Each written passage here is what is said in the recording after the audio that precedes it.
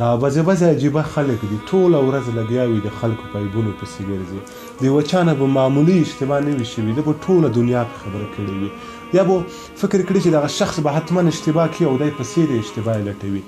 عبید الله ورور په د خلکو باندې بد ګمان یا په خلکو عیبونو لټول یا د خلکو عیبونو ښکارول ګناه لري که نه لري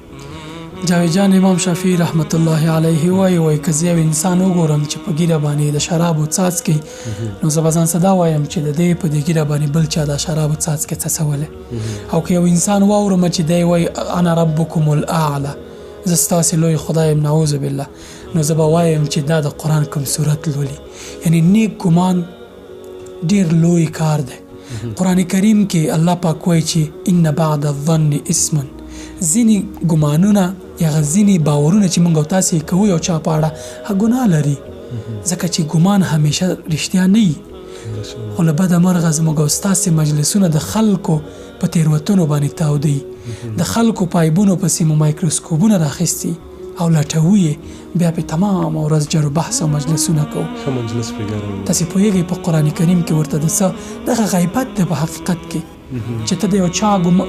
چا باندې بد ګمان کې بیا راځي بل ته یې ګیله کوي او هغه باندې مجلس تودوي هم غیبت دی هم بهتان دی او هم بد ګمان دی درې ګناوې یو ځای راټولېږي په قرآن کریم کې راځي چې آیا څوک خوښوي چې د مړه ورور د جسد غوښه وخوري نه تاسې کرکه کوئ له دې کاره نو غیبت نه بیا ولې کرکه نه کوئ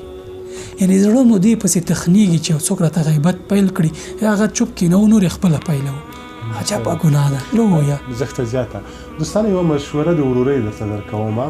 پرېږده که د خلکو صفت نشي کړلی حداقل غیبت خو دې نه کړي پټه خوله کښېنه ادې ما د مور خبره ښه ښه ده د پټې خولې ثاني نشته ده ښایسته خبرې کوه سلام علیکم وعلیکم السلام